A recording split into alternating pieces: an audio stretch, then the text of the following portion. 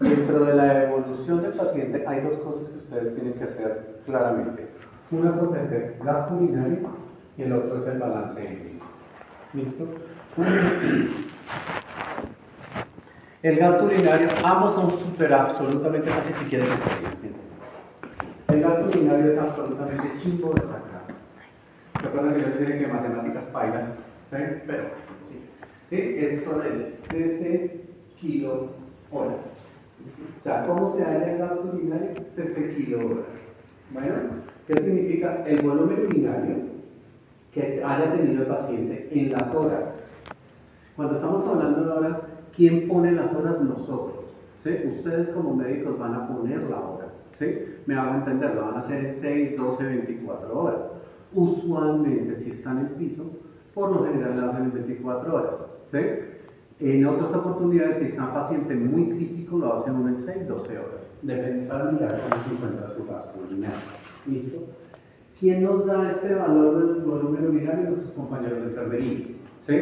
Dentro de sus funciones está hacer la recolección de orina para decirnos a nosotros como médicos cuál fue la cantidad de volumen de orina que tuvo el paciente en las horas que ustedes exigieron.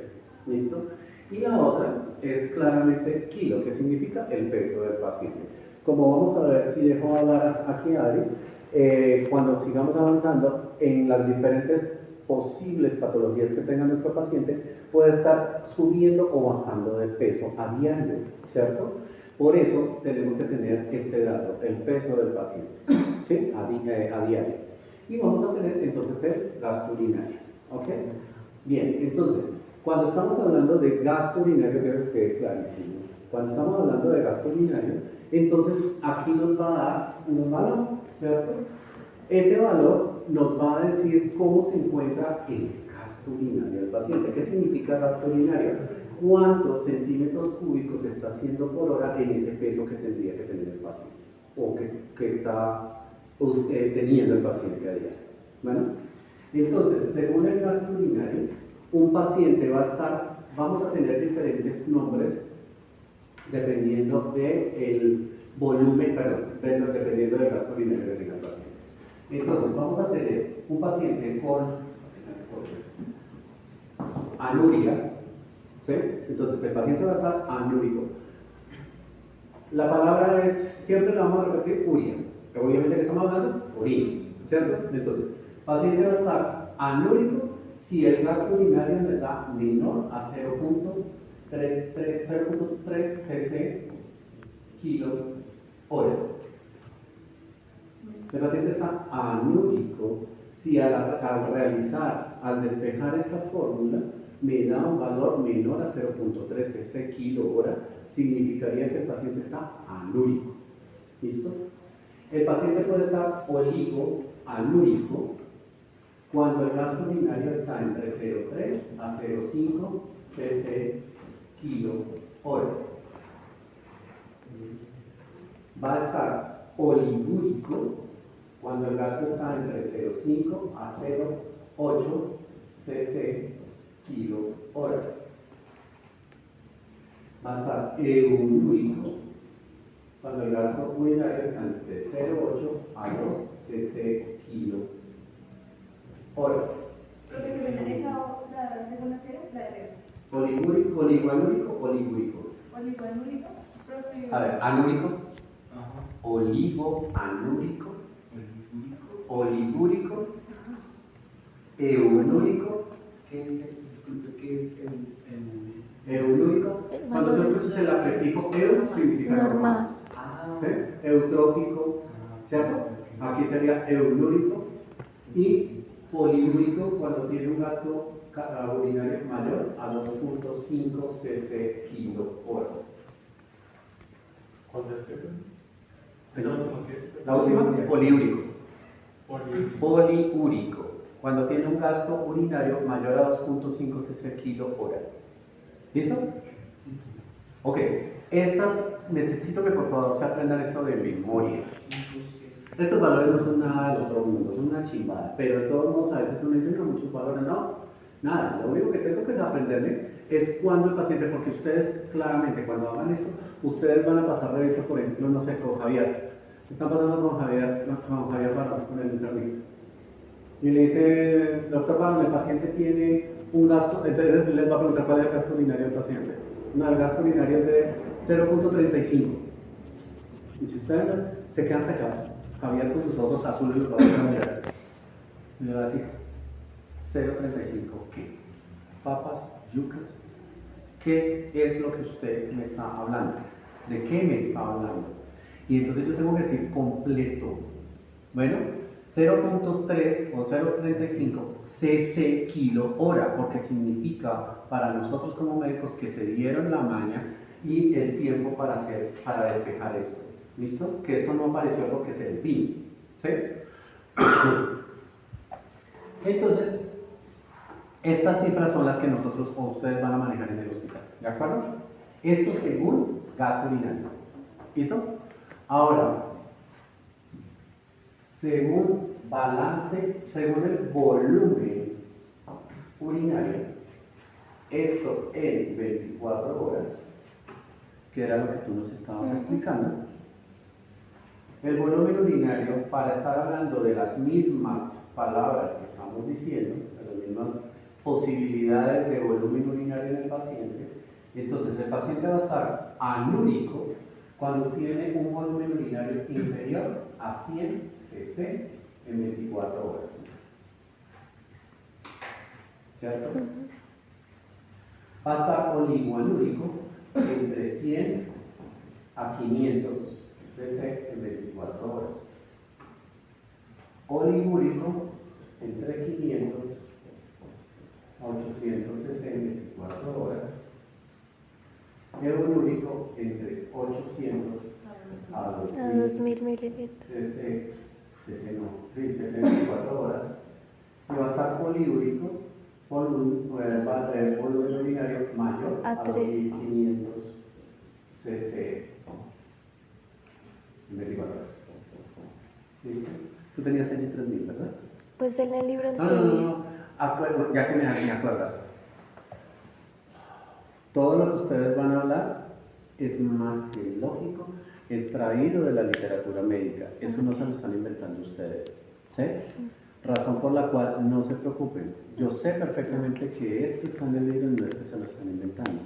Lo que pasa es que quiero aterrizar ciertos valores o ciertas cifras o ciertas cosas a lo que en clínica nosotros manejamos, ¿de acuerdo? Porque una cosa es lo que dice el libro, otra cosa es lo que manejamos en clínica posiblemente, ¿ok? Y entonces, el paciente está poliúrico por encima de 2500 cc. ¿Cuánto era el valor del volumen urinario en 24 horas según lo que hicimos ayer? 180. 180 litros al día. ¿Cuánto? ¿Al día cuánto es el valor eulúrico de un paciente? ¿De una persona adulta? 180. Que eso es lo que filtra. Ajá. 180 litros en 24 horas. Pero en cambio, 302 mililitros. porque era el 1%, ¿verdad? Entonces decíamos que era 1.8 cc, y miren que no mentira. Es decir, el paciente puede estar eulúrico cuando maneja volúmenes entre 800 a 2000. ¿Sí? Ese es un paciente eulúrico. ¿Sí? ¿Cuándo está poliúrico? Cuando tiene mayor a 2500 cc en 24 horas. ¿Ok? Listo. Entonces, voy a dejar que Adri continúe. Después hablamos del balance hídrico porque es un poquito más largo. ¿Ok? Pero necesitaba esos valores para acompasar lo que Adri nos estaba diciendo. Daya. ¿Ok? Profe, El- pero son entonces los primeros que nos dio. Señor. Los primeros que nos dio son los que se usan, los de kilogramo hora. No. De gasto urinario. Una cosa es gasto urinario y otra cosa es volumen urinario. ¿Listo? Si a ti te piden gasto urinario, ¿qué tienes que hacer? Despejar esta fórmula. Si te piden el volumen urinario, es solo y exclusivamente cuánto orinó el paciente en 24 horas. ¿Sí? Mientras que acá date cuenta que son las horas, es decir, los 24, ¿sí? El volumen que orinó, digamos en esta, 500, dividido en 24 y dividido en pesos. En cambio aquí es físicamente el volumen urinario. Que los dos valores digamos que se asemejan o nos van a llevar hacia la misma meta, sí. Pero no es lo mismo tener un gasto urinario por cc kilo hora, porque aquí ya estamos metiendo el valor del peso del paciente, mientras que acá es solo y físicamente el volumen urinario. Profe, digamos, en la aplicación clínica, ¿cuál sería la diferencia de Gasto urinario y volumen urinario? Sí, de volumen. Que el gasto urinario para ti te está definiendo más claramente cuál es la tasa de filtración glomerular del paciente. O sea, te acerca un poco más a definir realmente cómo se está comportando el riñón, mientras que el volumen urinario solamente te está diciendo cuánto excreta, ¿sí? Mientras que el gasto urinario es un poco más confiable desde el punto de vista función renal, ¿sí? Esa sería más o menos la razón. Sí. Bueno, en este caso, siguiendo con la clasificación, vamos a seguir con la alteración de las características de la orina. En el libro del CEDIEL se menciona que cuando se presenta, por ejemplo, un color rojo en la orina, significa que presenta pues hematuria, que es presencia de sangre en la orina. Además, también se presenta, además, también hay otro que es, por ejemplo, un color pardo amarillento, que ese lo llaman pues la coluria, que la coluria es la presencia de bilirrubina en la orina. También, por ejemplo, lo que es la piuria, que se refiere a que hay presencia de pus en la orina, y pues azul verdoso, que podría referirse pues a bacterias. Ahí, deja un segundito. Hematuria. La hematuria. Vas a hacer ciertas cositas así como rápidas para tenerlos en cuenta. La hematuria. La hematuria se puede clasificar en diferentes formas. Microscópica y Y macroscópica. entonces, ¿tú me dices? ¿Vas a hablar de eso? No, Listo, entonces dilo. solo microscópica y macroscópica. Ok, perfecto. Entonces, la hematuria se puede clasificar inicialmente como macroscópica o microscópica. Macroscópica, lógicamente, es la que estamos viendo, ¿sí? Es decir, una orina que está entre rosada, roja o color Coca-Cola. Si ustedes escuchan en nuestra jerga, cuando ustedes estén pasando revista y escuchan que el paciente tiene orina tipo Coca-Cola, es porque es una hemorragia masiva que está teniendo a través de las vías urinarias. ¿Listo? Rosada, pues claramente hasta ahora se está tiñendo, y roja es porque es hematuria ya moderada severa. La hematuria microscópica, obviamente, es aquella a la que no vamos a ver, ¿cierto? Que tendríamos que hacerle un estudio microscópico para poder definir si existen o no eritrocitos en orina. Allí entonces tenemos que tener en cuenta par cosas. En un hombre puede ser normal hasta un eritrocito por campo, ¿cierto? Es decir, si en el parcial de orina el bacteriólogo me dice que le encuentra un eritrocito por campo, yo puedo decir, ok, tranquilo, estamos dentro de lo normal. Pero si me dice que hay dos, ya eso es patológico. Significa que el paciente tiene una hematuria microscópica. ¿Listo? En hombres y mujeres Ya vamos a ver. Entonces estamos 1, de 0 a 1, es normal en un hombre. Ya más de 2, de más de 1, significa hematuria microscópica. En una mujer se pueden esperar entre 3 a 5 eritrocitos por campo como normal, ¿sí? La razón se puede haber contaminado esa orina con la menstruación, ¿sí? Razón por la cual uno dice, bueno, es 3 a 5, listo, aguanta. Pero si es mayor a 5, ya estamos hablando de una hematuria microscópica. ¿De acuerdo? Sí. Ahora, esa es la clasificación en cuanto a microscópica y macroscópica. Pueden haber hematurias verdaderas y hematurias falsas. Por supuesto, la lógica, si estamos hablando de una hematuria, Chinita, es que me da pena dejarte de pie, siéntate. Mientras yo hablo, hematuria verdadera es lógico, porque hay eritrocitos, para de contar. ¿Sí?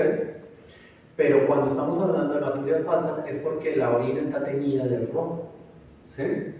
Y nos hace a nosotros correr pensando que realmente estamos frente a una hematuria. ¿Sí? ¿Qué se les ocurre que puede darme una hematuria falsa? Remolacha. ¿Sí? La remolacha. Pero no pasa dos meses. ¿Señor? No, yo lo he visto en eso en esos. No, en orina. También. Sí. Ya. Hay una cosa que sí es clave. Si ustedes ven un chino, un bebé, bueno, un culcado, acuerdan que debería yo para allá, y les llega urgencias, y la mamá está que grita por todos lados, el papá, la abuela, todo el mundo viene gritando que el chino tiene sangre en la orina, pregúntenle que el día anterior no estuvieron, porque fijo estuvieron en un parque de diversiones. Bueno, un parque. ¿Sí? ¿Qué se puede tragar un chino para que en la orina le esté saliendo rojo? No. Puede que sí, los refrescos me le aguanto, pero hay una cosa que es clave. Lo que es el algodón de azúcar y las manzanas esas que son caramelizadas, y es como para un poco diabética, marica. ¿A quién le gusta? Esa vuelta, esa tinta que tiene, ese tinte alimentario que tiene, pasa derecho, se filtra en sulfatos y aparece en orina. Entonces puede llegar a confundirnos la hematología. ¿Listo? Ya vamos dos diferencias. Y una tercera es la morfología de los eritrocitos. Y ya lo creo que habíamos quedado claros ayer, ¿cierto? Si los eritrocitos son eumórficos, son de origen, ¿de dónde viene ese sangrado? Si en el parcial de origen le dicen tiene hematuria, sí. Y la morfología tiene eritrocitos eumórficos. Estamos hablando de una hematuria urológica, ¿cierto? Y si viene con acantocitos rotolíticos o dismórficos, alias acantocitos, ¿de dónde vienen? Entonces sería nefrológica, ¿cierto? Porque estaremos hablando del glomérulo. ¿Listo? Listo. La coloración amarilla. Cuando la orina es muy amarilla, nos dices que es posiblemente que está excretando mucho. ¿Qué cosa, profe? Cuando la orina es muy amarilla, marrón, no, mentira, amarilla. Pardo amarillento, coluria. ¿Y eso es? Lo de la bilirrubina. ¿Qué le tienen que buscar a las heces?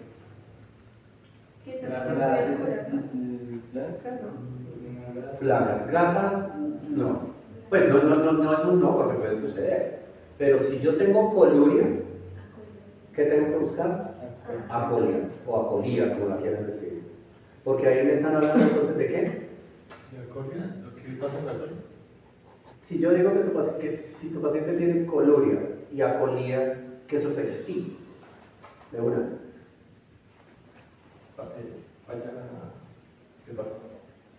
Listo. ¿Hacia qué nivel? O sea, ¿cuál sería hacia qué nivel del problema hepático estaría? Entonces sería conjugado o no conjugado. Entonces estaríamos hablando de un problema posiblemente hepático porque estamos frente a coluria y acolía. ¿Listo? Por eso es tan clave tener estos, hacer sumar datos. ¿Listo? ¿Profe, me puedes explicar rápidamente la diferencia conjugal y no conjugada? Antes de y después de. ¿De qué? Del hígado. ¿Sí? Entonces, si es por ejemplo, si el paciente tiene una anemia severa y lo que me dice el bacteriólogo es que le encuentra acantocitos en sangre, obviamente, en este caso, ¿sí? Yo puedo estar hablando que el paciente está teniendo una destrucción masiva de eritrocitos, ¿sí? Si está teniendo una destrucción masiva de eritrocitos, ¿qué pasa con la bilirrubina? Con la porción M de la hemoglobina, la parte de la orina, la parte M de la parte de la globina. Recuerda que es hemoglobina, pero que se separa, ¿no? Queda libre en circulación y el paciente va a estar histérico, pero es porque lo que pasa aquí no es un daño directo en el hígado. Si nos damos cuenta, es una destrucción masiva de eritrocitos, ¿sí? Lo que está llevando a que el paciente tenga una ictericia prehepática. ¿Y la ¿sí? pre es la conjugada? La no conjugada. Y la conjugada es cuando ya pasó por hígado, hizo todas sus cosas, pero se quedó estaciada. Como por ejemplo, entonces en una hepatitis, ¿cierto? Una colestasis, o que haya éstasis de bilirrubinas, que me provoquen ahora sí la coloración amarilla, cuando estamos oso. ¿Listo? Y la última, la coloración azul. ¿Sí? Nos dejas ver, es picharle el botón, cualquiera. La de la presencia de bacterias, ¿no? En la coloración azul, si lo vemos arriba, es bacterias, ¿sí? Nos dicen bacterias, pero no cualquier bacteria. Ahí nos están hablando posiblemente de una pseudomonas o una stenotrophomonas, ¿sí? Cuando nos da coloración azul. ¿Listo? Listo, bien. Dale pues. Ah, y una cosa para la teoría. Stenotrophomonas. Y La que nos manda la azul. No, más de una, perdón, las stenotrophomonas y las pseudomonas son más bacterias intrahospitalarias. Y o si es externa, es porque el paciente debió haber tenido un accidente en donde hubo un arrastre sobre el pavimento. El pavimento tiene pseudomonas. ¿Estrefo qué? Stenotrophomonas. Esteno. Sí, por todos los componentes que tiene el riesgo es que se contamine con stenotrophomonas. Sí, pero es un accidente de tránsito, como que vaya en ciclo y se arrastre, el riesgo es que de pronto llegue a presentar stenotrophomonas. Ahora, la piuria. Existen dos piurias. La piuria bacteriúrica y la piuria abacteriúrica. ¿Listo? La piuria bacteriúrica, su nombre lo dice, es leucocito. La coloración amarillenta que parece arequipe de la chimbada es lo leucocitos, ¿verdad? O sea, la concentración de leucocitos que tiene, tantos leucocitos tiene esa orina, que le da esa coloración como si fuese leche condensada. ¿Sí? Si yo veo eso líquido y esa orina de este marica está entrando en unas heces urinarias, está terrible. ¿Sí? Pido que me le hagan un cultivo y un parcial de un cultivo y me aparece que no tiene bacterias. Eso estoy frente a una piuria abacteriúrica, porque lo único que estoy frente es a una leucocituria. Abacteriúrica. Acuérdate que el prefijo a significa sí. Y en este caso sería solamente leucocituria, porque está solamente en leucocito. Es una reacción inflamatoria que está presentando el riñón. ¿Sí? Y la piuria bacteriúrica, su nombre lo indica, es que tiene leucocitos más bacterias. ¿Cierto? Si tengo un paciente con una piuria abacteriúrica, ¿cuáles serían las posibilidades diagnósticas que se nos pueden presentar? ¿Por qué este mantiene una piuria abacteriúrica, alias leucocituria? Bueno, listo. Digamos que dejémosla como equita. Pero sí. Hay dos grandes, dos gigantes que pueden ser. Una, el paciente está cursando con una tuberculosis renal. Dos, cáncer. ¿Listo?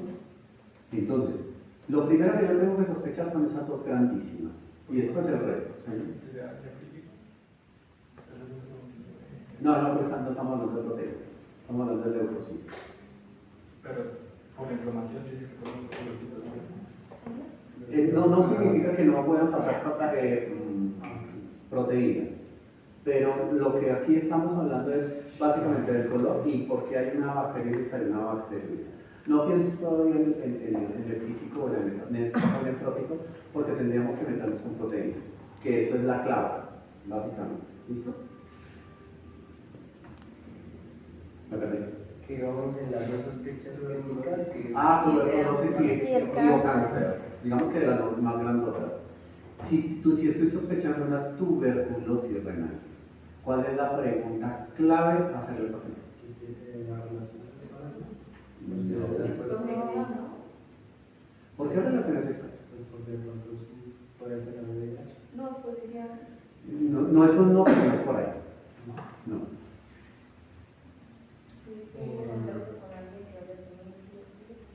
¿Por dónde ingresa el bacilo tuberculoso? En las vías Vías respiratorias. respiratorias. Así que, ¿qué es lo que tengo que preguntarle? Pues Tiene síntomas síntomas respiratorios, respiratorios. todos. Todo lo que significa tuberculosis pulmonar, ¿cierto?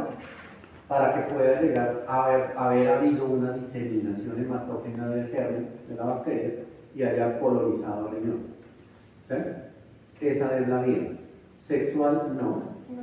excepto claramente que esté tronqueante con un tuberculoso. ¿Sí?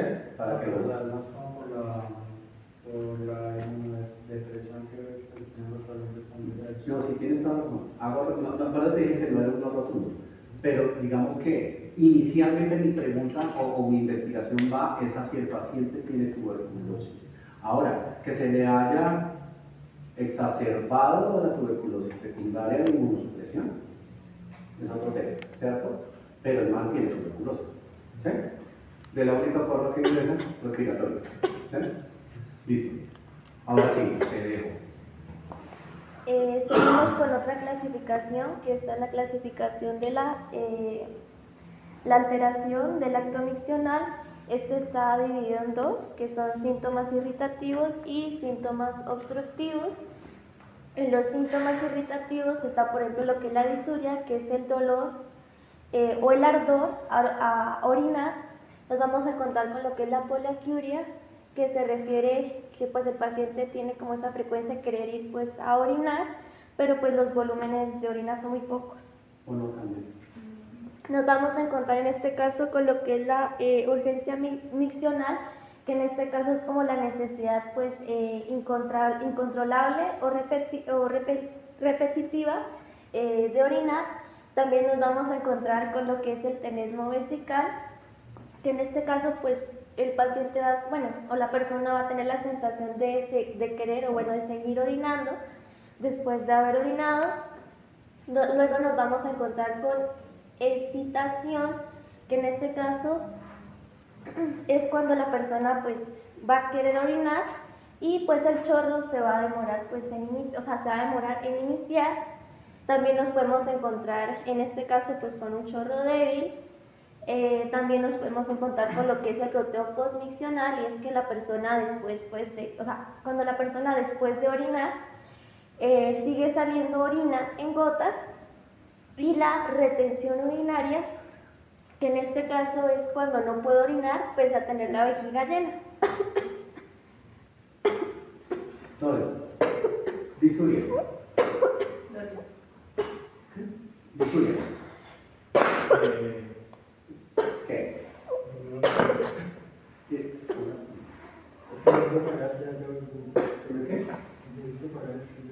Entonces dime, ¿estás haciendo algo? Ya les dije que si ustedes sacan ese celular me voy y doy por visto esta vuelta. Disuria. Dolor al orinar. Ok, pero ¿qué tipo de dolor es? Ardor. Ardor. Entonces uno tiene que ser muy claro. Estamos frente a una disuria de ardor, porque puede haber una disuria de dolor, o de peso, o de lo que sea. Pero nosotros siempre tenemos que hablar de disuria de ardor. ¿Ok? Cuando estoy hablando de disuria de ardor, por lo general llegan las señales de una cistitis. ¿Sí? Y todas esas síntomas. ¿Sí? Si es, ¿qué es lo que realmente está causando la señal? ¿Una infección? No. Pero. ¿Dónde está localizado el dolor? En la, ¿En dónde? en la vagina. en la pelvis. En el meato, En el meato urinario. Por lo tanto, el meato urinario ¿de qué estructura es? De la uretra. Así que ella está con una uretritis, no con una cistitis. ¿Sí? Porque la cistitis ya habíamos quedado que es una inflamación de la vejiga. Que el germen causal puede llegar a ser el mismo, sí, claro que sí. Pero no nos dejemos contaminar ya de los nombres que ellas les ponen. Bueno, que nuestros pacientes le pongan. Esto no es una cistitis, usted lo está causando con una uretritis. Ahora, que le asciendan es otra cosa. ¿Sí? O que esté cursando con las dos, claro, sí puede, sí se puede. ¿Listo? ¿Ya? Ya, papi, guarden ese celular. O sea, no lo guardo yo.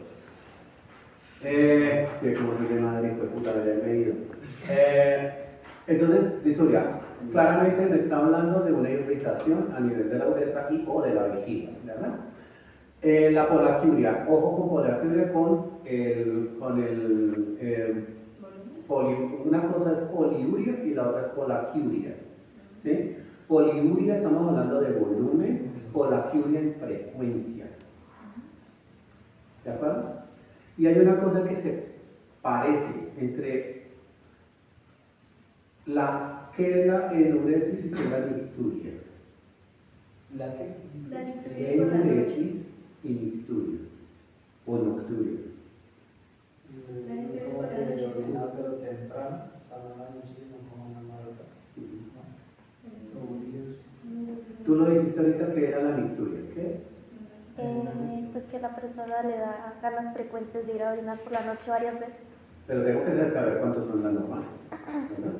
Se supone que una persona adulta va entre 1 a 2 veces en la noche, podría llegar a ir entre 1 a 2 veces en la noche.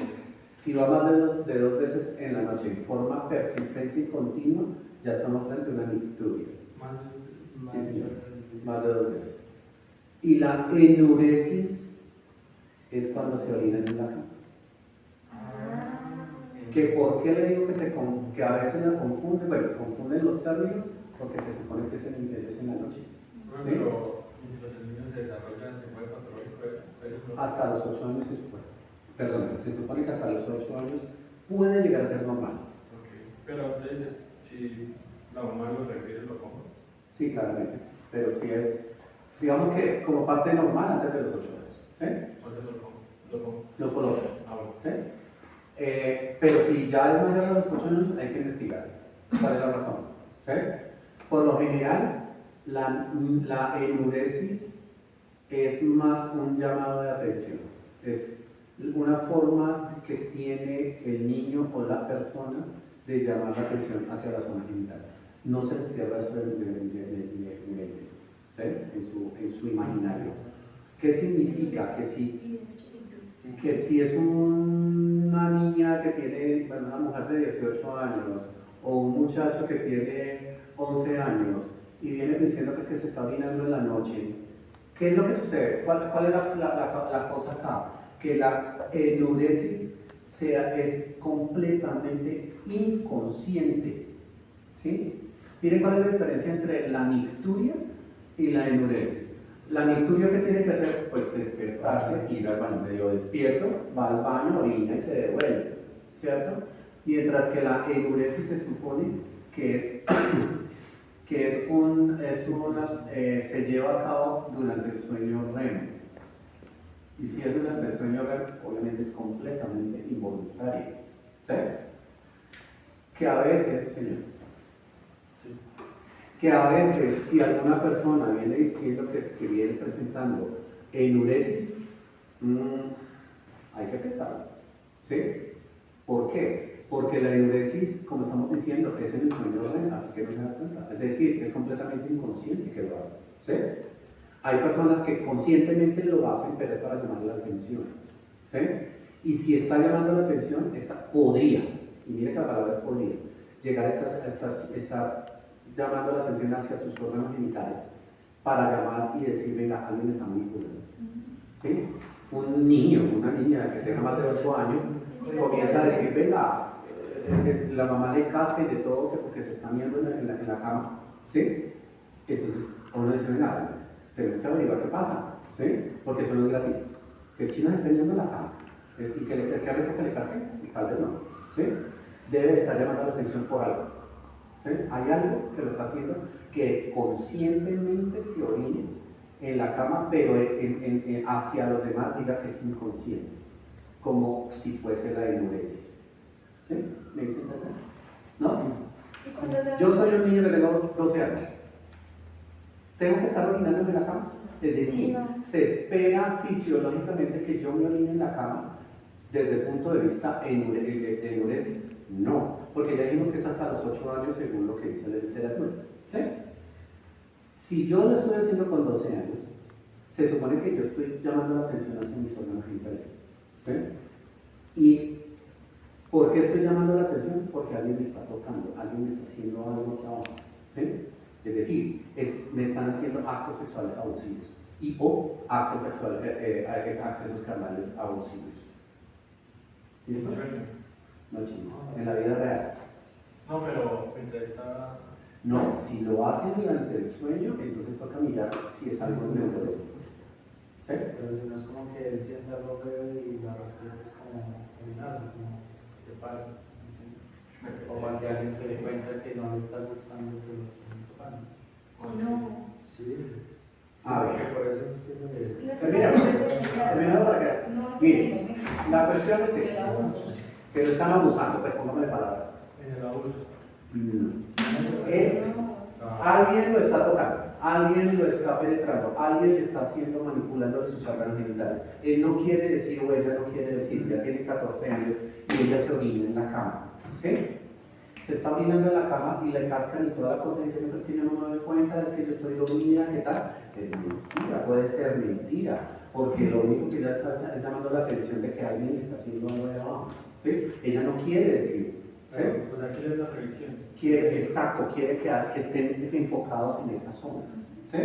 Ah. Por eso es que les digo, tengan cuidado con ese tipo de enuresis, porque si es en una persona que es mayor de 8 años, puede estar llamando la atención allí y lo está haciendo conscientemente.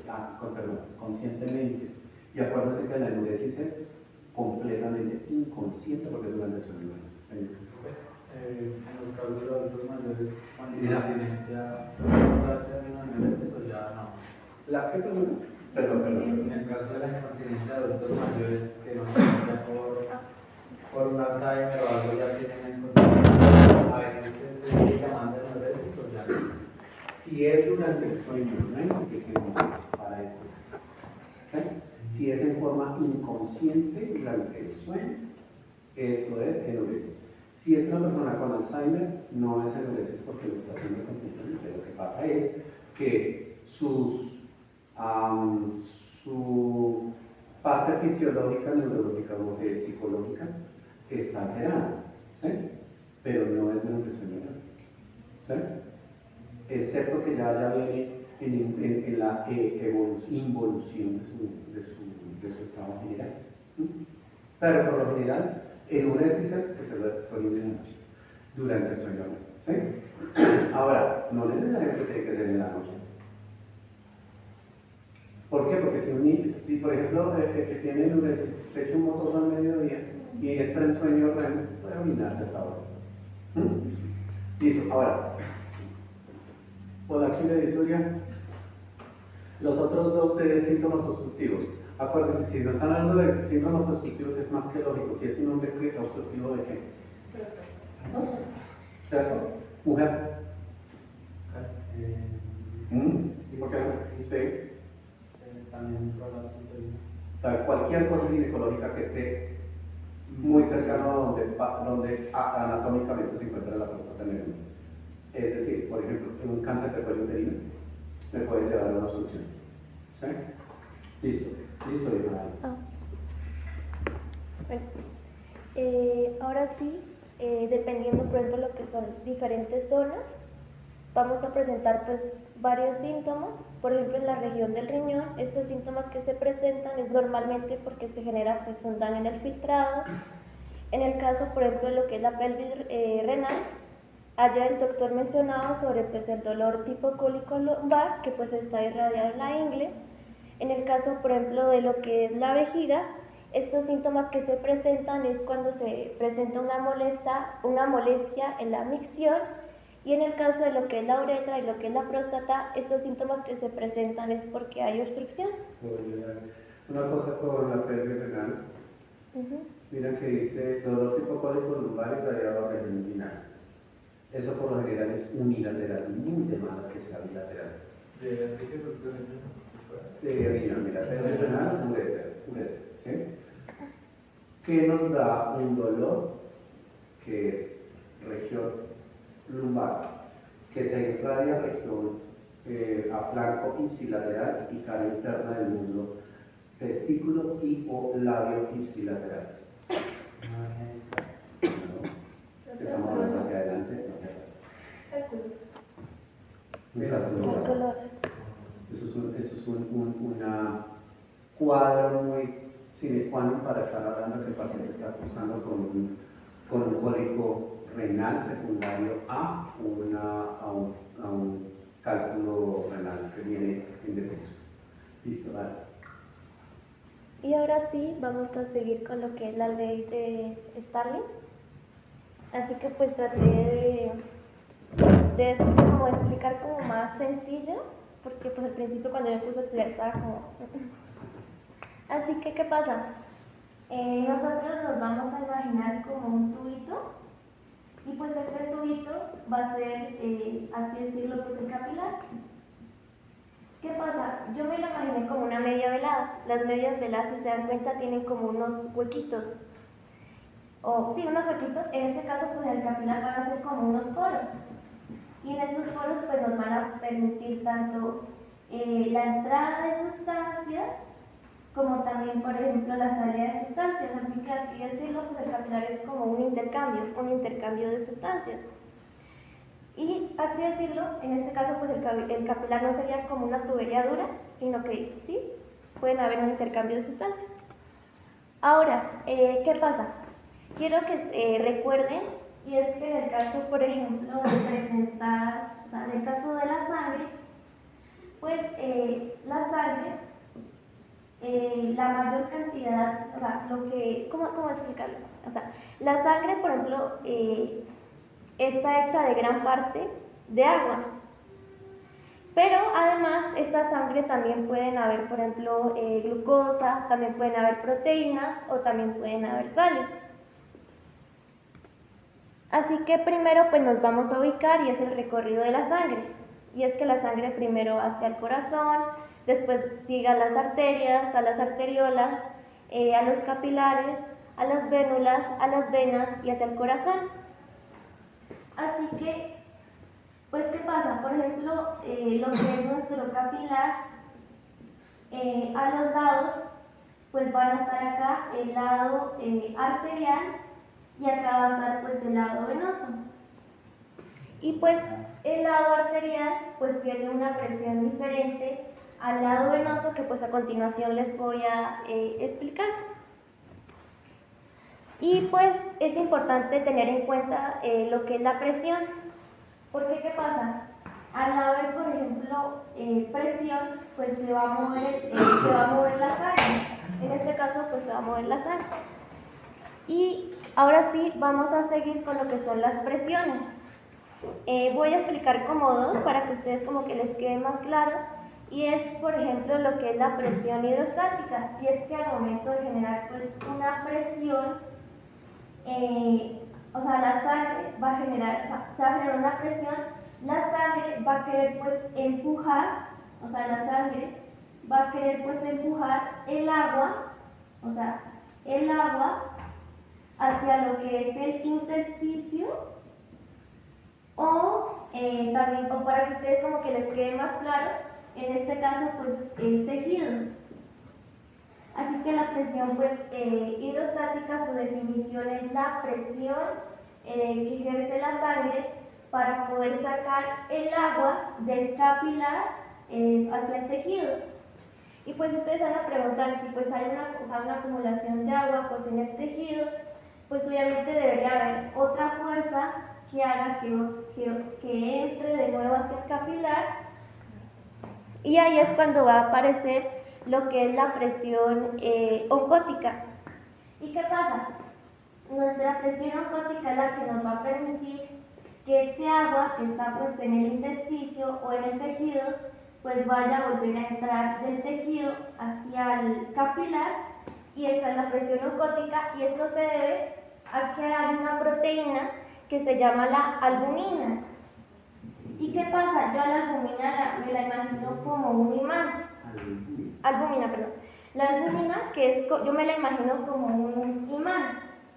Así que pues este imán va a querer pues arrastrar el agua, que el agua pues va a estar en el tejido, y lo que va a querer es arrastrar hacia el capilar, o sea, va a pasar de acá, que está en el tejido, hacia el capilar.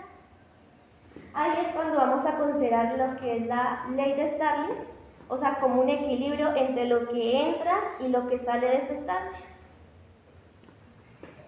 Así que ahora sí les voy a explicar pues las 4 fuerzas, ya como de manera como un poquito más detallada, y es la presión hidrostática capilar, que era lo que yo estaba mencionando, que es la presión que ejerce, es la presión que la sangre ejerce para empujar el agua, o sea, el agua, que en este caso, por ejemplo, está en el capilar, hacia lo que es el intersticio, o en este caso lo que es el tejido.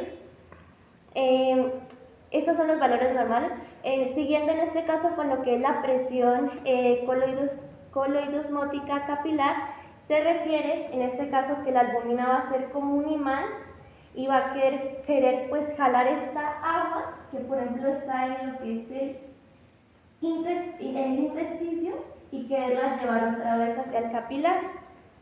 La presión hidrostática intersticial se refiere pues al agua que va a estar en el intersticio, para que ustedes les quede más claro, pues en el tejido, y que esta agua vuelva pues a entrar otra vez hacia lo que es el capilar. Y la presión coloidosmótica tisular, o mejor dicho, para que les quede más claro, presión coloidosmótica intersticial. En este caso nos vamos a referir en este caso pues a la presión que va a querer es, ¿cómo decirlo? Siempre me confunde.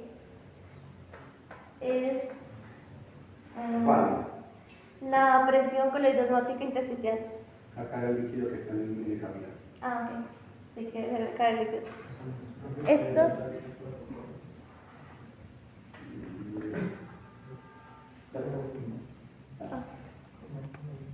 Ahora sí, yo quiero que ustedes recuerden que cuando uno busca la definición de un edema, a uno le van a mencionar que es la acumulación de líquido en el espacio intersticial. Ustedes escuchan eso y no van a entender nada, van a decir, ¿pero qué es eso? O sea, al principio. Así que, si a mí me dicen que el edema es una acumulación de líquido en el espacio intersticial, es porque se refiere a que hay una acumulación de líquido en el tejido. ¿Y qué pasa? Eso es cuando, por ejemplo, hay como un tipo de desequilibrio, y esto pasa y es cuando empieza a sacar más agua, y en este caso, por ejemplo, nuestra albúmina no va a poder recoger toda esta agua, o sea, no va a poder volverla a jalar y llevarla otra vez al capilar, y ahí queda como un sobrante. Y ahí es cuando se va a generar pues lo que es el edema. Y es que el edema, para que ustedes les quede como más claro, es como hinchazón, o sea que la persona pues está hinchada. Así que para nosotros ya no hay hinchazón. ¿no? Edema. ¿Edema? No, sí, no, yo sé que lo estás tratando de llevar, pero es al revés. Es decir, nosotros ya no podemos hablar de hinchazones, sino de edemas. No, lo es como para que les quede. No, por eso te digo, sí. Si lo traes como ejemplo, sí, pero ya tenemos que quitarnos esas palabras del común para llevarlo a lo nuestro, entonces hinchazón ya no existe. Ya sabemos que edema es líquido, retención de líquido. ¿Listo? Okay. Perdóname un segundo, mi amor. Tú vas a seguir con edemas, ¿sí? ¿Ya pasaste por la ecuación de Starling? No, la voy a explicar. Ok, señor. Doctor, es que no me quedó claro la presión coloidosmótica. O sea, no la entiendo. Por ejemplo, la parte tisular, es decir, una fuerza que ejerce presión hacia el capilar. Es que es muy gótico, es que eso Siéntate bien. Porque hidrostática es como presión micótica, es la fuerza de las proteínas que van dando. Entonces, Es la presión. voy a adelantar un poquito con lo que ahorita sigue, pero solamente es para tener en cuenta un par de cosas. La ecuación de Starling. A ver, el edema para nosotros como médicos es el pan nuestro de cada día. ¿Sí? Y sigo insistiendo, ustedes al nivel que están en este momento, estoy seguro que más de una persona les ha dicho, mire, es que tengo hinchadas las patas, ¿qué hago? Tengo hinchados los ojos, ¿qué es? ¿Sí?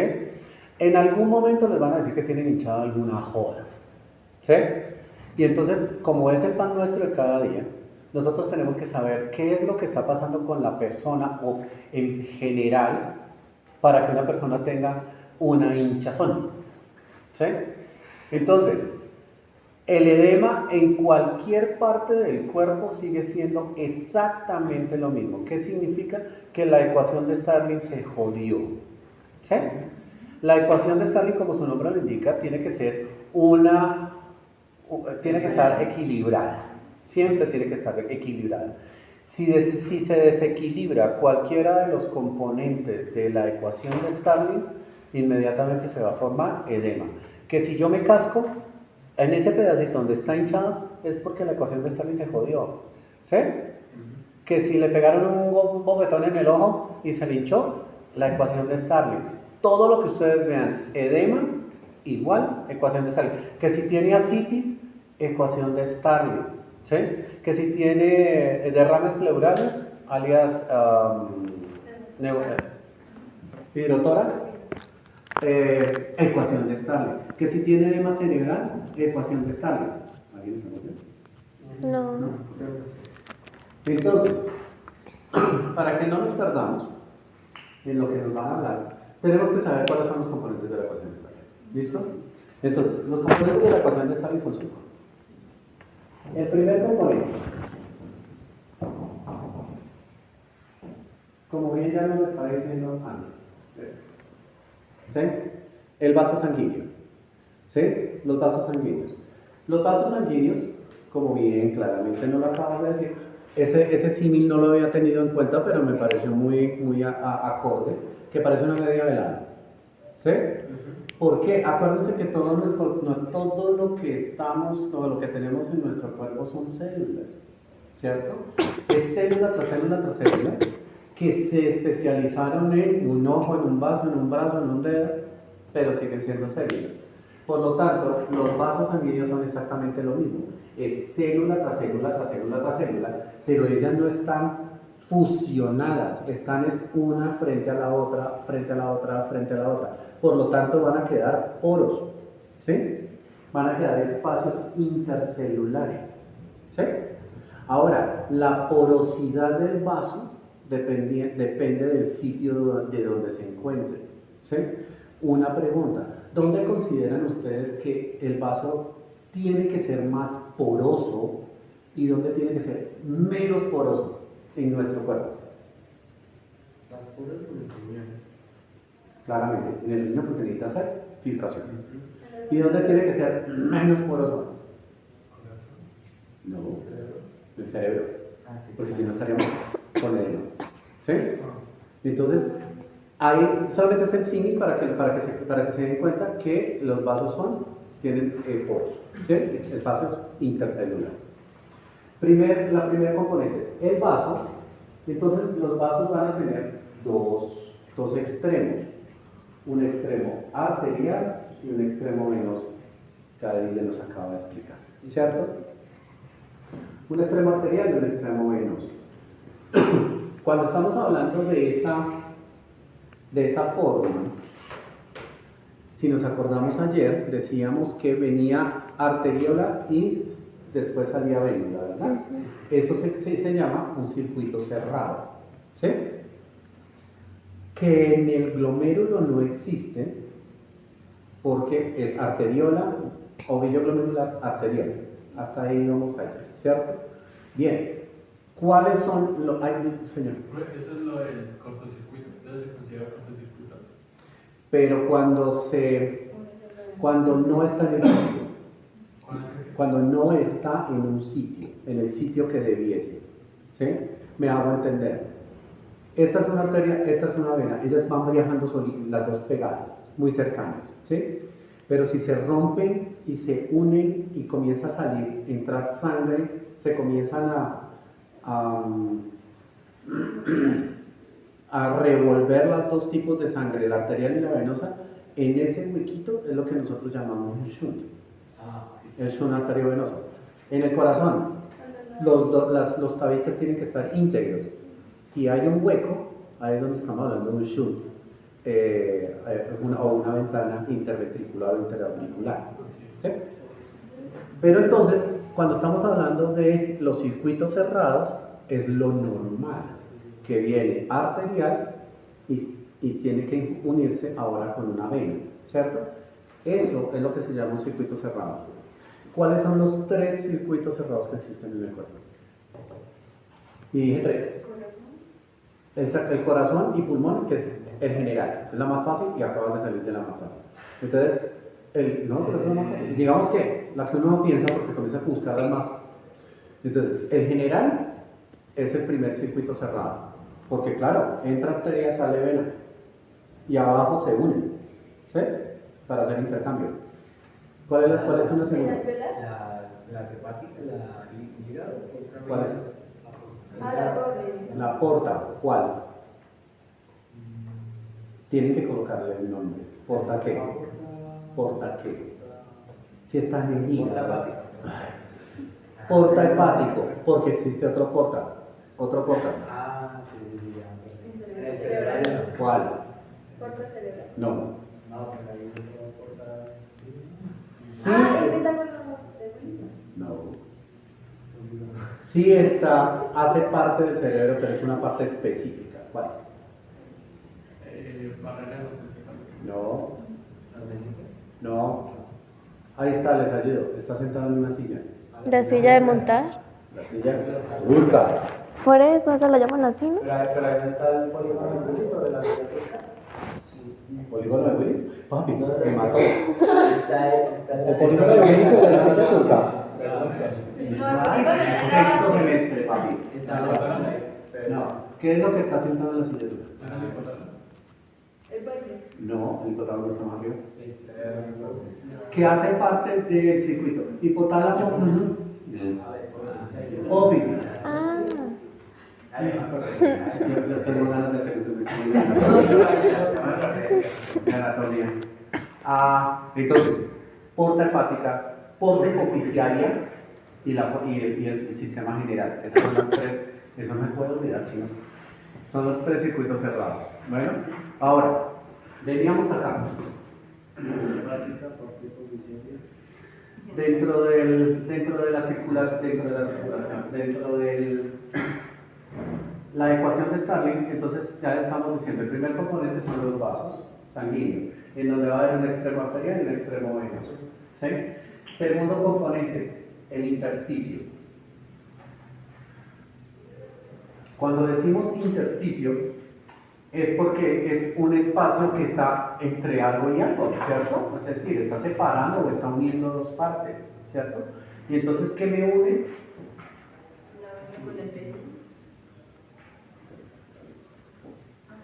Entonces, vaso sanguíneo, intersticio, circulación linfática. Recuerden que la circulación linfática habíamos quedado que era como el camión de la basura, que es el que recoge todo lo que el exceso o las cosas que no le sirven al cuerpo para llevarlo al sistema y de la sistema a eliminarse. Entonces aquí tendríamos circulación linfática, intersticio, ¿sí? Ya vamos 3 y me hace falta entonces otras dos. Una, la presión hidrostática dentro del capilar. La presión hidrostática en el intersticio sería la cuarta. O sea, las presiones hidrostáticas serían la cuarta. La presión hidrostática del capilar y la presión hidrostática en el intersticio. Y la quinta sería la presión coloidosmótica u oncótica en el capilar y la presión hidrostática, perdón, la presión coloidosmótica u oncótica en el intersticio. ¿Listo? Ahí están los 5 componentes de la ecuación de Starling. Si cualquiera de los 5, no, chicos, 5. Es que coloidosmótica y oncótica es lo mismo. La presión hidrostática es una y la presión coloidosmótica es la quinta. Lo que pasa es que la divido en presión hidrostática dentro del capilar y la presión hidrostática en el intersticio y la presión coloidosmótica en el capilar y la presión hidrostática en el intersticio. La presión hidrostática obviamente tiene que ver con agua, ¿no? La coloidosmótica. La coloidosmótica, lo que nos decía Adri, es una sustancia que hace que el líquido permanezca dentro del vaso. ¿Qué es? La albúmina. Por eso, solo Las proteínas, ¿sí? Pero dentro de las proteínas La que más principal. son activas es la albúmina, ¿sí? Entonces, en este orden de ideas, lo que necesito es albúmina dentro del vaso, que es lo que se correspondería a la presión coloidosmótica u oncótica dentro del capilar. Ahora, habíamos quedado que las proteínas se pueden filtrar. No, esa no se puede. No se puede congelar. No, en ningún lado, porque las barreras no lo permitirían. ¿Sí? En el riñón, claramente, por lo que es una carga negativa y las hendiduras de filtración lo impedirían. ¿Sí? Pero acá, en esta, para poder hablar de la ecuación de Stanley, nos dicen que en el intersticio, a pesar de que no debiesen salir estas proteínas por el intersticio, alcanzan a salir al menos una. Nos dicen que hasta 0.8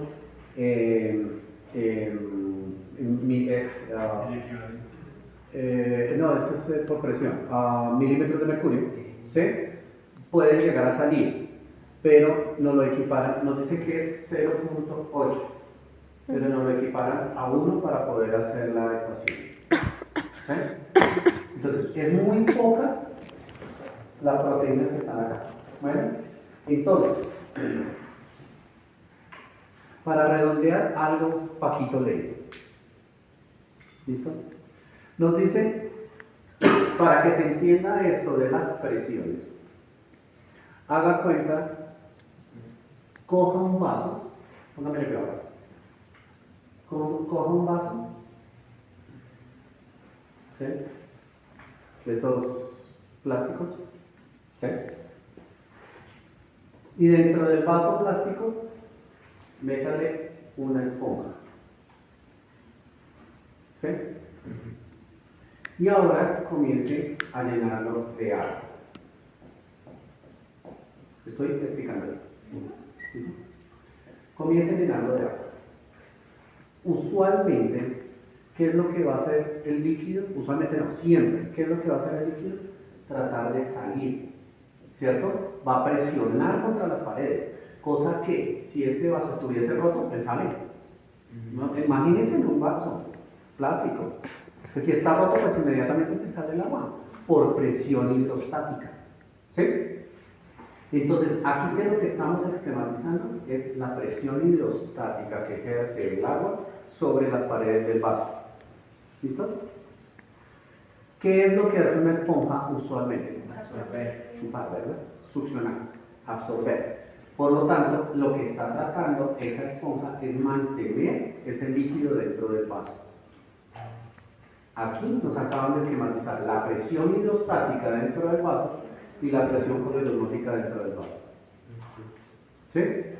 Pero ahora nos dicen, coja ese vaso y métalo en uno más grande, en una olla.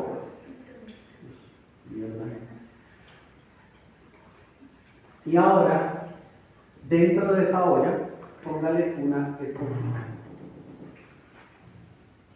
¿Sí? Esponjita, porque ya vimos que no debía haber albúmina en el intersticio, ¿cierto? Entonces, esta esponjita, ¿qué es lo que hace? Chupar, ¿cierto? ¿Qué va a tratar de chupar? El líquido que está aquí dentro. Chupar el líquido que está dentro, ¿sí? Pero no lo va a poder hacer en forma masiva porque es muy crítica, ¿sí? Y ahora, métale agua a ese. ¿Tienes otra pelucita? Lo que dicen los niños. Por eso yo soy muy escuelero, María, en serio. No, vieran mis listas en la unidad para poder saber si estoy bien con los pacientes amarillos, rojos, verdes. Así está bien. Donde me falten los colores, pues puta, me vuelvo mierda. Soy psiquiátrico. Y entonces, ahora me dice, métale agua a este balde grande. ¿Sí? ¿Qué va a pretender hacer el agua que está entrando dentro de esa olla? Va a intentar ingresar a través de las paredes de ese vaso. ¿Sí? Por lo tanto, empuja hacia las paredes para poder ingresar. ¿Sí? Y que esta esponjita nos va a tratar de mantener acá. Entonces, ¿qué es lo que nos acaban de esquematizar? La presión hidrostática en el intersticio con la presión corriosmótica en el intersticio. ¿Listo? Así las cosas, si le pusimos cuidado acá, vamos a tener dos presiones que se contraponen. Una presión hidrostática que pretende salir contra una presión hidrostática que pretende ingresar. Y las cosas llegan que las proteínas, ¿no? Sí, señor, la albúmina. En este caso, albúmina. Hasta ahora estamos con presión hidrostática, con el agua, ¿verdad? Ahora, las presiones coloidosmóticas, ¿qué es lo que pretenden hacer? Chupar, es decir, llevar hacia adentro el líquido y o sacarlo del vaso. Por eso nos hablan de dos presiones que se contraponen. Dos que quieren salir, dos que quieren ingresar y dos que quieren salir. ¿Sí? Eso es lo que se llama presiones hidrostáticas y presión coloidosmótica. ¿Sí? ¿Y por qué quiere salir la albúmina del vaso? ¿Por qué quiere salir? La albúmina del No, acuérdate que la albúmina lo que va a tratar es de chupar el agua. Esa flecha de afuera, ¿qué quiere sacar? ¿Esta? ¿Qué quiere? Esa. Acuérdate que aquí está, es esta proteína grandota, porque está dentro del vaso. La albúmina, ¿a dónde tiene que estar? ¿En el intersticio o en el vaso? En el vaso. Dentro del vaso. Las proteínas siempre tienen que estar dentro del vaso. Que se llegan a escapar muy poquitas, que era la que habíamos dicho que era su 0.8. ¿Sí? Son muy poquitas. La que podría llegar a filtrarse. ¿Sí? Pero es muy poquita. Razón por la cual no va a haber la suficiente cantidad de proteína alias presión hidrostática en el intersticio, y por eso no, si esto está equilibrado,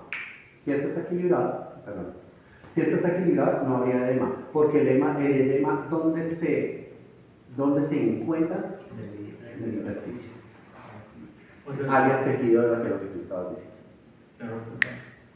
No. hay más proteínas. Hay más proteínas. Digamos que hasta ahora estamos siendo fisiológicos. Hasta este momento estamos siendo fisiológicos, normales. ¿Sí? No estamos metiendo patologías todavía. ¿Sí? Ahora bien, dijimos que el agua siempre, cuando está en el vaso, siempre va a querer salir. Y entonces pongamos que aquí hay 7, 8 rayas de agua. No le pongamos sangre, agua. ¿Sí? Por presión hidrostática y como hay huecos, alias poros, ¿el agua puede salir? ¿Sí o no? Sí. ¿Sí o no? Sí. Entonces va a salir. Va a poder salir. ¿Cierto? Cuando ella sale del extremo arterial, eso es lo que se llama una presión positiva. ¿Sí? Cuando sale el líquido, estamos hablando de una presión positiva, porque sale. ¿Sí? ¿Me la llevan? O sea, la política intersticial también sería positiva. No. Cuando sale el líquido, es la presión. Si sale el líquido, se llama que es una presión positiva, que está saliendo del vaso hacia el intersticio. Hasta ahí dejando para que lo entendamos. ¿Listo? Entonces, cuando sale el líquido, porque hay poros en el vaso, que va a ser normal, ¿cierto? Ese líquido va a salir hacia el intersticio. Y uno dice, pues puta, se salió hacia el intersticio, edema, ¿cierto? Eso sería lo pensado. Pero estamos hablando de alguien que está fisiológico, que está normal. ¿Sí? ¿Qué es lo que hace el cuerpo? Entonces va a hacer dos cositas muy chinas. Entonces, digamos que aquí me le salieron 8 milímetros de mercurio de agua. ¿Sí? La circulación linfática, ¿qué va a hacer? Recoger lo que no le sirve, porque se acuerdan que es el camión de la basura. Y la circulación linfática no va a permitir, o quiere no permitir, que haya edema. ¿Sí?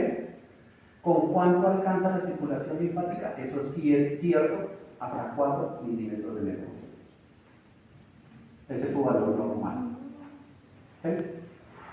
Alcanza hasta con 4. ¿Me la llevan? Sí, sí. Así que de estas 8 que habían salido y me estaban formando posiblemente un edema, han sido reabsorbidas 4 por la circulación linfática. ¿Cuántas me quedan? 4. Por lo tanto, si aquí estas 4, estos 4 milímetros de mercurio, más 4 de mañana, más 4 de tal, el paciente se me va a hinchar, ¿cierto? Pero entonces aquí tiene otro juego, fisiológicamente, la naturaleza.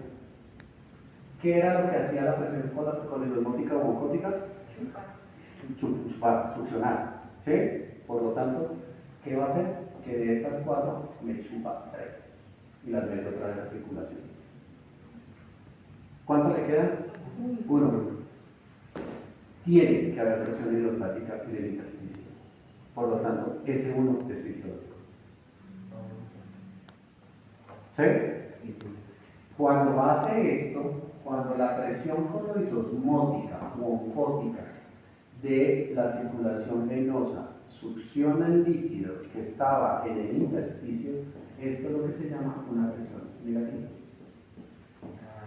Básicamente la ¿Cuál es la presión, negativa? Cuando succiona.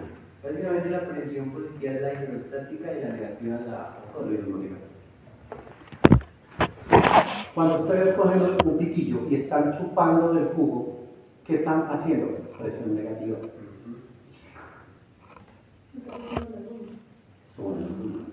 Si ustedes tuviesen la boca llena de agua y hacia el frasco, al botarla, sería presión positiva, porque están presionando para salir. Cuando están presionando para salir es positiva, cuando están chupando para entrar es negativa. ¿Sí? ¿Seguros? Sí. Eso lo necesito que quede clarísimo para que entendamos el resto. ¿Listo? Hay una cosa y creo que se entiende, es lógico, pero lo voy a esquematizar acá para que lo entendamos.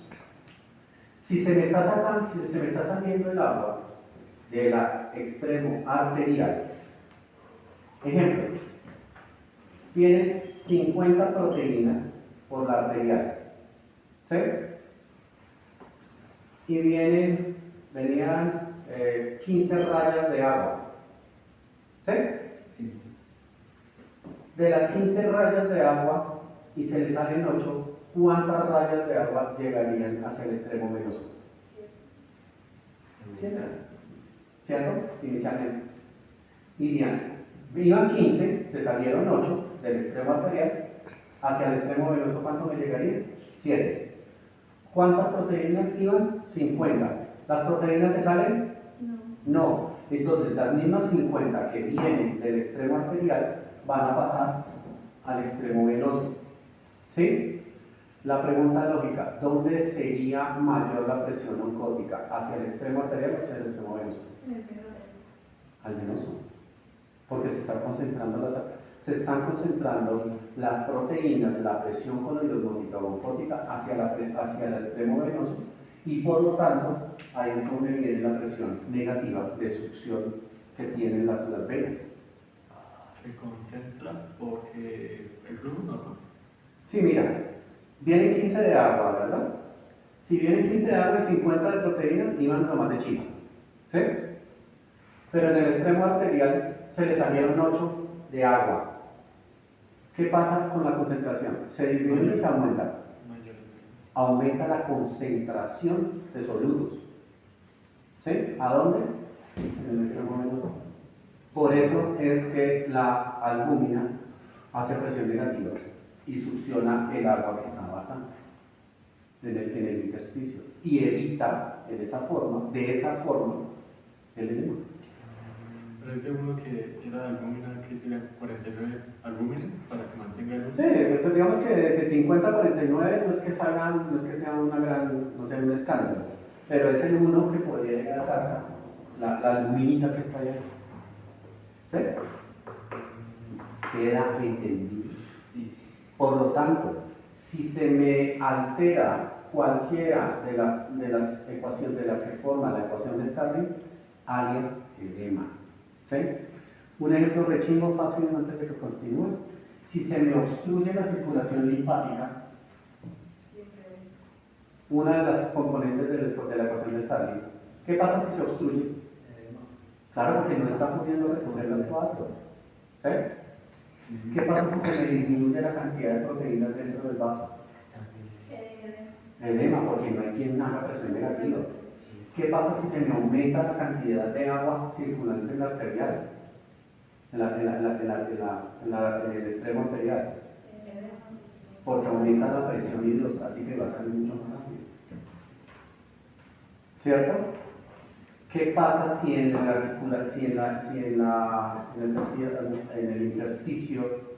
el intersticio se acumula mayor cantidad de proteínas, como sucede cuando hay un linfedema, un hiperema?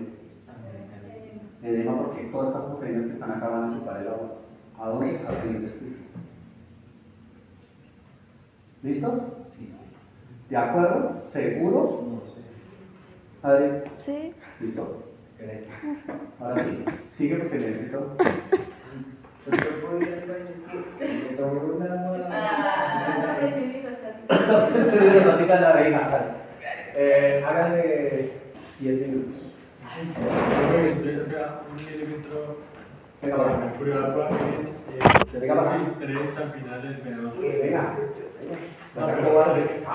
3 en la arteria. No vayan a hacer chichi, vayan a ver. ¿A cuchillo? ¿Cómo no?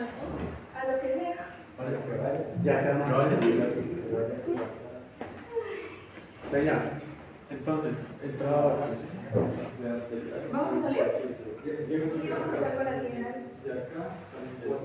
Mira, se para el 15 para que esté más fácil. ¿Sí?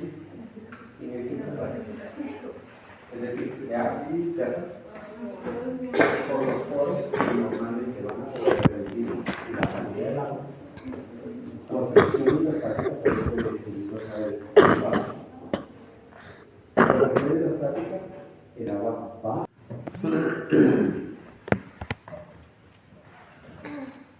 Los edemas, entonces, nos faltó de pronto definir que los edemas, tú lo dijiste, pero voy a ratificarlo acá.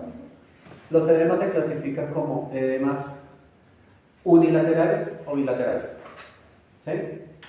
Simétricos o asimétricos, ¿sí? Entonces, si el edema es bilateral y simétrico, ¿qué significa? Acuérdense que el agua, como estamos hablando de pura agua, ¿cierto? El agua se comienza a decantar hacia la parte más declive del cuerpo. Arturo, tenga cuidado acá. Si no después, si no lo dijo. Después de la chino. Más tarde. Entonces, el agua se va a acumular hacia las partes más declives, ¿cierto? ¿Cuál es la parte más declive de nuestro cuerpo? Las extremidades. Por eso es que todos los edemas, por lo general, van a comenzar de miembros inferiores y ascienden. Bueno, el edema, como ya nos lo dijo Adri y lo vimos, se puede clasificar según fobia por según el diámetro que tenga la extremidad, por fobia o poder, ¿sí? Y también lo podemos clasificar según la extensión. ¿Listo? Entonces, por fobia o poder ya se dieron cuenta que era sagrado 4, ¿verdad? 1, 2, 3, 4, o una cruz, 2 cruces, 3 cruces, 4 cruces. Eso según profundidad, ¿sí?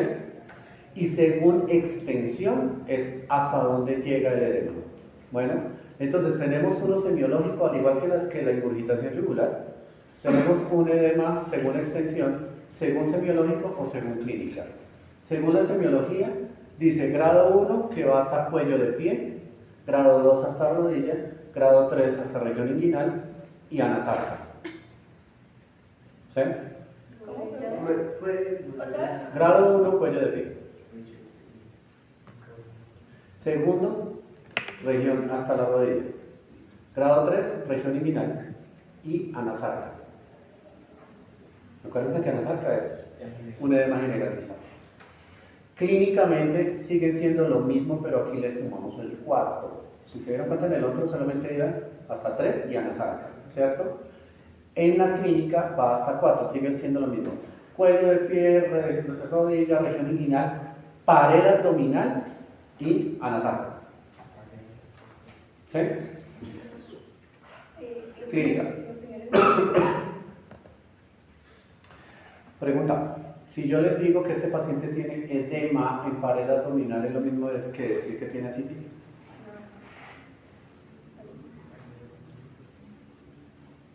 Yo les digo a ese paciente, Eustaquio tiene edema de pared. Y ustedes dicen, pues puta, ver citis tan barraca que tiene. ¿Sí? ¿Es lo mismo o no es lo mismo? ¿Dónde está la ascitis? En la cavidad peritoneal. Dentro de la cavidad abdominal, es decir, entre las dos paredes, las dos hojas del peritoneo. ¿Sí? Cuando yo digo que tiene edema de pared abdominal, esa es la pared. Esto. Acuérdense que la pared abdominal también tiene tejido celular subcutáneo como en las patas. ¿Sí? Y por eso es que yo le puedo hacer godet en el abdomen, le puedo hacer godet en las mamas a las señoras. ¿Sí? O en nosotros, pues, también en los hombres. ¿Sí? Entonces, no es lo mismo pared abdominal que ascitis. ¿Ok? Entonces, ya sabes, señora. Porque de pronto por eso es que la gente que toma tanto, su estómago no es así, pues normal como la grasita, sino que es redondo, ¿no? ¿O sea, no tiene nada? ¿Qué hace un man cuando está hartando? Está así, con la barriga así, y échale agua, ¿sí? ¿Qué es lo que está haciendo en últimas? Acuérdense que la pared abdominal, en esta posición, lo que lo mantiene son los rectos abdominales, ¿sí? Con la fortaleza que tengan los músculos abdominales, pero si está completamente desgonzado, hipotónico el abdomen, lo que va a hacer es que la fibra se enlonga, ¿sí? Y terminan siendo barricones, más no es por ascitis, sino es por la presión de las mismas estructuras intraabdominales que van a empujar el abdomen, la pared abdominal, porque aquí ya no hay fuerza, ¿sí? Entonces no es por ascitis, sino es por debilidad de la pared abdominal, ¿sí? Y en otros porque hace una diastasis de rectos abdominales. Entonces, si ya quedamos como era lo de los edemas, ¿cierto? Entonces dijimos que había edemas bilaterales y simétricos y unilaterales y asimétricos. Cuando yo digo que el paciente tiene un edema bilateral y simétrico, es porque son las dos extremidades y al mismo nivel, me hago entender, tienen las dos patas hasta la rodilla. Eso es un edema bilateral y simétrico.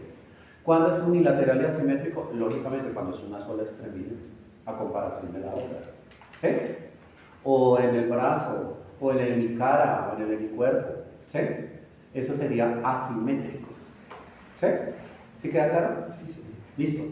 Ahora, la pregunta, toda esta carreta va a qué? Si yo tengo, háganse la idea, que nos acaba de ingresar Eustaquio. ¿Sí? Su queja principal, doctor, se me hincharon las patas. ¿Sí? Pregunta a hacerle a Eustaquio. Su merced, ¿son las dos patas o es una sola? ¿Cierto? Porque necesito saber, obviamente después en el examen físico voy a saberlo, pero como estoy haciendo la anamnesis, necesito averiguar primero. ¿Son las dos patas o es una sola pata? No, son las dos patitas. Ok. Las dos van hasta el mismo nivel. ¿Hasta dónde tienen la hinchada las patas? Sí, doctor, las dos patas hasta las rodillas. Entonces tenemos un edema bilateral y simétrico, ¿cierto? Ok, si es un edema bilateral y simétrico, isofato, ustedes inmediatamente piensen en que este man puede estar cursando con tres cosas de un mundo grandísimo. Pero las tres principales, que puede ser un cuarto también, pero digamos que las tres principales. El man puede estar cursando con una de tres insuficiencias. ¿Sí? Una insuficiencia que pueda estar cursando este man. Insuficiencia cardíaca. Insuficiencia cardíaca. Hepática. Insuficiencia hepática. Renal. Insuficiencia renal, no importa. ¿Ya? Mire cómo se me disminuyó el universo de posibilidades rápidas de pensar en qué puede estar cursando este man. Eustaquio puede estar cursando con una insuficiencia cardíaca, renal o hepática. ¿Sí? ¿De qué depende saberlo? Pues de nosotros. ¿Sí? Claramente por eso les decía que es un mundo gigantesco. Aquí también puede caber un pachoto. ¿Sí? Una desnutrición proteico-calórica de una depresión severa que el man pueda llegar a tener. Pero eso es muy visible, es muy lógico. Miren el niño. ¿sí? Así, y bueno, todo lo que sí. Entonces, inicialmente con insuficiencia cardíaca renal hepática. ¿Listo? Señor. Insuficiencia venosa. Por lo general es unilateral y asimétrica. Si tú te das cuenta, las insuficiencias venosas, muy rara vez son las dos y por lo general son asimétricas, una más gorda que la otra. ¿Sí? Por lo general es por el lado que es dominante. Por ejemplo, si yo soy derecho y tengo insuficiencia venosa, se me va a poder ver más hacia el lado derecho que hacia el lado izquierdo, porque yo hago más presión sobre el lado derecho. ¿Sí? Listo. Entonces, vamos a comenzar a ver si alcanza. Al menos es la primera. Insuficiencia cardíaca. La pregunta estúpida que hice en algún momento, ya habíamos quedado que lo que si digo es una insuficiencia cardíaca, que está insuficiente, pues el corazón, ¿cierto? Es decir, la bomba, ¿verdad? ¿Cuántas insuficiencias cardíacas existen? ¿Cuáles son las tres? Porque si no, ahorita comenzamos a divagar. ¿Cuáles son las tres? Listo. Señor. Las derecha, izquierda y los demás. Listo. Derecha, izquierda y global. Alias, ¿qué fue lo que dijiste? Congestivo. ¿Sí? Derecha, izquierda y general. O congestivo. ¿Listo?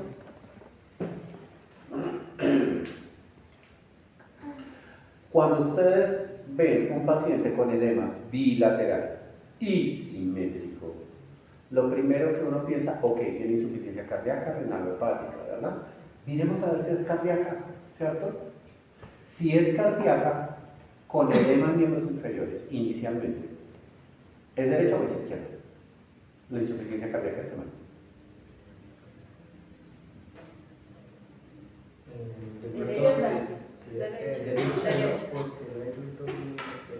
Sí, derecha.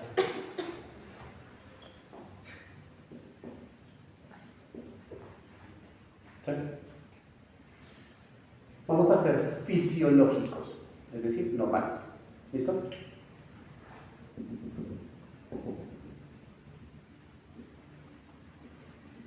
Nuestros componentes de la regla están. ¿Sí? Esto es en las patas. ¿Vale? Esto está siendo normal, ¿verdad? Y ya vamos a, como estamos hablando de ser fisiológicos, retrotraemos toda la carreta que yo dije anteriormente.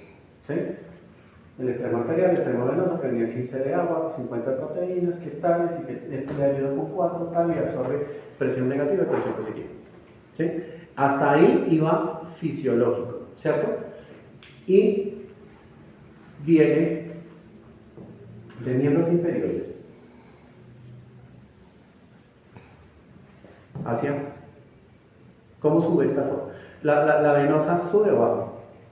La circulación. Va a subir. Sube. ¿Por dónde? Inicialmente. Bueno, viene de miembros inferiores. A. Vena cava inferior. Cava inferior.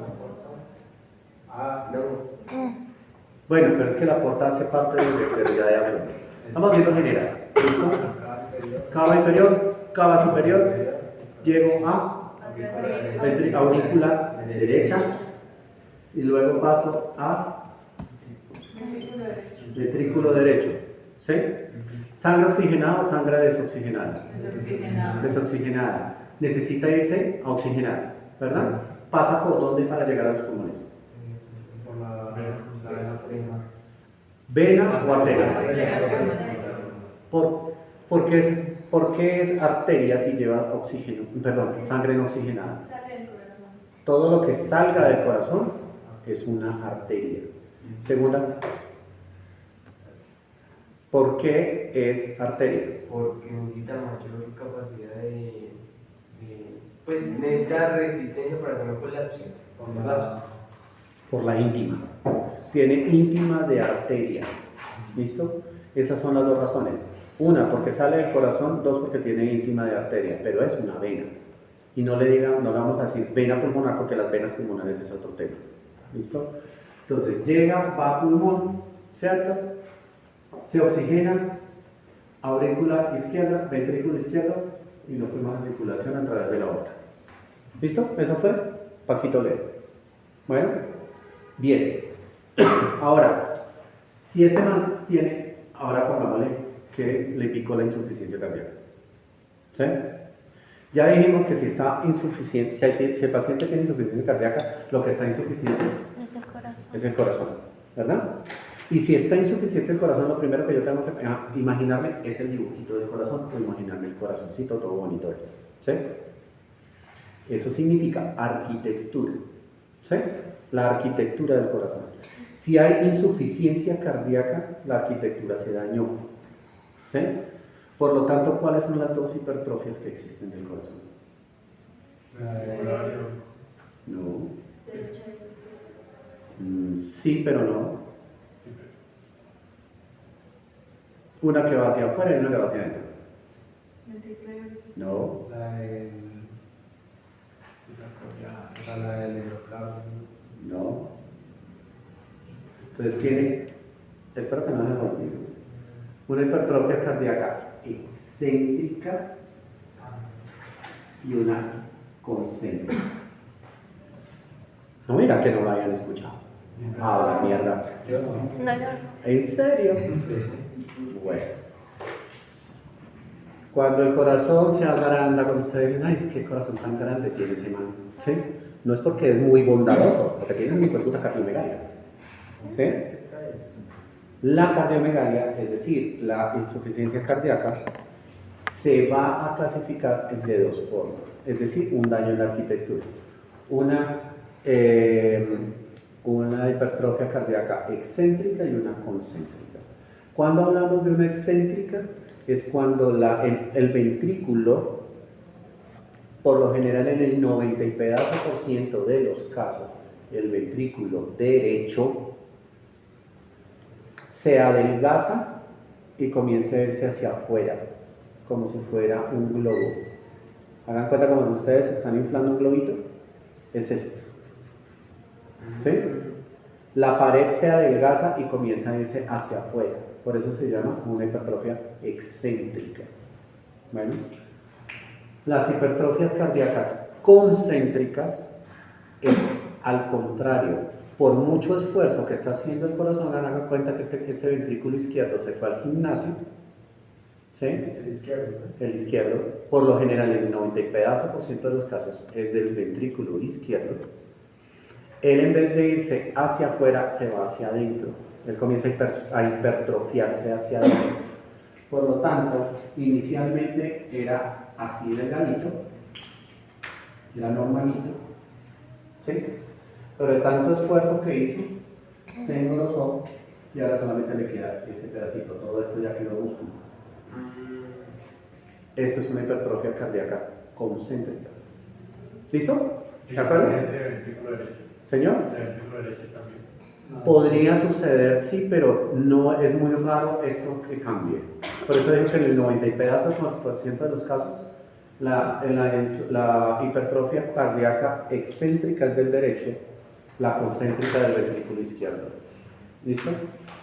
Bien. A este man le picó la insuficiencia cardíaca. Vamos a hablar de insuficiencia cardíaca entonces. Derecha. Porque la insuficiencia cardíaca derecha es única y exclusivamente edema. Así que, excepto que sea global, el paciente tiene puro y físico hinchazón. Perdón, culpa suya. Edema. Puro y físico edema. ¿Listo? Entonces, estamos viendo cómo este man se hipertrofió en forma excéntrica su ventrículo izquierdo. ¿Sí? Por lógica, ¿qué pasa con la sangre que viene de las extremidades a este ventrículo así de grande? El ventrículo izquierdo, perdón, el ventrículo derecho va a tener la misma fuerza para sacar esta sangre que está aquí y oxigenar y ser oxigenada esa sangre en el pulmón. No, porque está elongado, ¿cierto? Sí. Ahí vendría la ecuación de lo que tú nos explicaste era la ley de Starling, pero acá cuando estamos hablando de esto hablamos de la ecuación de Starling. ¿Sí? Yo sé que ustedes yo sé que se están retrotrayendo por allá cuando en fisiología, me imagino que fue Bernardo cuando hablaba del cardíaco. que les hablaba de la ecuación de Starling de la miosina lactina, que cuando entre más agua le entraba, más fuerza tenía que hacer. Espero. Pero bueno, acá la cuestión es ponerle lógica en este momento. Si este corazón está hipertrófico, hacia afuera, adelgazado, ¿va a tener la misma capacidad para inyectar la sangre hacia el pulmón? No. ¿Qué pasa entonces con esa sangre? Se va a acumular. Entonces se va a quedar estasiada, ¿cierto? Y va a ir en forma retrógrada. ¿Hacia dónde?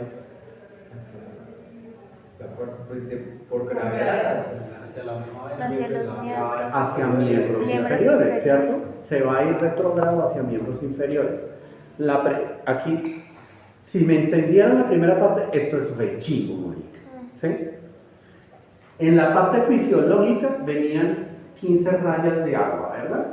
Normales, y 50 proteínas. Era el ejemplo, ¿cierto? Eso era en un paciente fisiológico. Pero en este que se le está quedando el agua estasiada hacia abajo, hacia acá, ¿van a ser las mismas 15 rayas de agua? No, bueno, Entonces digamos que ahora van a ser 40 porque se está quedando estasiada, ¿cierto? Y entonces, ¿qué va a pasar con la presión hidrostática en el vaso? va a aumentar.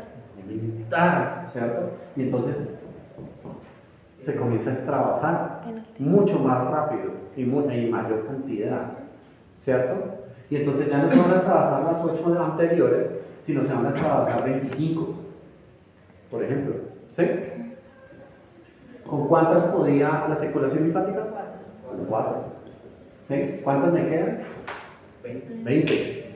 La presión coloidosmótica cambia. Cambia la presión aquí, en este preciso ejemplo. ¿Cambia la presión coloidosmótica o sigue siendo la misma? ¿Por qué cambia? Porque igual vienen nuevas sangre, ¿no? Que hay más proteínas.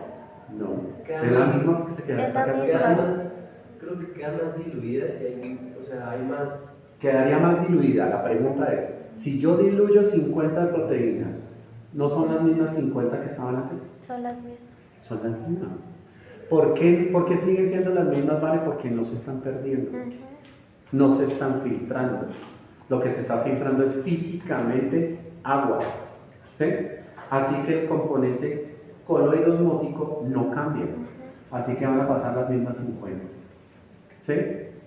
Y de aquí para allá, entonces como se están filtrando 25, de 40, ¿cuántas quedan? 15, creo que la vuelta. ¿Qué? ¿Y cuánto restan el de a 40? 25 menos 40, 15, ¿sí? Es que si me meto con números es más complicado. Listo, entonces se extravasó muchísima más cantidad de agua, ¿verdad? Sigue siendo las mismas proteínas, pero hay muchísima mayor, perdón, qué bruto, hay mayor cantidad de agua en el intersticio, ¿sí? Por más que pueda, ¿con cuántos alcanza este man? Con 4, nos quedan 20, pero por más que sean 50 proteínas, sigue siendo la misma presión coloidosmótica o linfótica cuando él era normal, ¿sí? Por lo tanto, por más presión negativa que ejerzan las proteínas, no va a alcanzar a sacar sino por un lado 8. ¿Cuántas me quedan? 12. Y si hay 12 milímetros de mercurio de agua en el intersticio, ¿eso qué significa? Edema. Y es todos los días. 12, más 12, más 12, más 12. Y se va acumulando. ¿Cierto? Listo. ¿Hasta ahí va lógico? ¿Posible? Bien, en serio. A la próxima te doy un celular. En serio. Es que en serio que eso me molesta porque me desgasto acá. Y no sé si me están entendiendo y me la paso en saliva y de todo. Ya, queda claro. Listo. Ahora, ¿qué sucede? Llevemos esto aquí. A lo que explicamos ayer. ¿Sí? Pues llega más agua. Claramente porque se está llegando mayor cantidad de líquido, ¿cierto? Se está quedando mayor cantidad de líquido, ¿sí? Entonces, hacia el lado venoso se está saliendo, hacia el lado arterial por la presión hidrostática se está saliendo el líquido, ¿cierto? Si se sale el líquido hacia el intersticio, ¿sí? ¿Está quedando dentro del vaso? No, se acaba de salir del vaso, ¿cierto? a un tercer espacio llamado intersticio. Si se está saliendo el agua, el líquido, hacia un espacio que no debiese, ¿qué pasa hacia la areola aferente? Genera hipovolemia. Y ahí- Habría una hipovolemia. Esta hipovolemia es real, bueno, esa hipovolemia que se traduce en hipoperfusión, habíamos quedado ayer, ¿cierto? Y esa hipoperfusión es real o verdadera o efectiva. No es real porque se está saliendo. No, porque Todo lo que haga que se salga el líquido del vaso va a ser real. Profe, pero si mantienen las mismas proteínas que había antes, pero hay más agua en el servicio para absorber, también es mayor el agua que en el vaso. No, chinito, porque no alcanza. Por más cantidad de proteínas que tenga aquí en el extremo venoso, no va a ser capaz de succionar la cantidad de agua que hay en el intersticio. Por eso es que se produce el edema. Pero no toda, pero No, porque siguen siendo los mismos 50. Si se te aumentara la cantidad de proteínas, podría absorber mayor cantidad de agua, pero siguen siendo las mismas 50. el orden es porque se limita la albúmina dentro del vaso. Sí, señor. Ok. Entonces, terminemos acá porque fue puta mano con una parte. ¿Qué pasa hacia el glomérulo? Hay una hipovolemia, que se traduce en hipoperfusión. ¿Sí? ¿A quién pone esa hipoperfusión? ¿Quién la sensa? Los vasoreceptores. Y entonces liberan renina, angiotensina, aldosterona. ¿La angiotensina qué hace? Vasofusión. La aldosterona retiene sodio y agua. En un man que está lleno de agua, por eso es que eso se vuelve un círculo vicioso. ¿Sí? Porque lo que va a hacer es retener más sodio, más agua para tratar el cuerpo de mejorar la volemia y no lo toca. ¿Sí? Funciona antidiuréticos. Tratamiento diuréticos. Iniciando. ¿Listos? Sí. ¿Listos? Chicos, mañana nos vemos. ¿Sí? Muchas gracias, doctor. Bueno, nos vemos.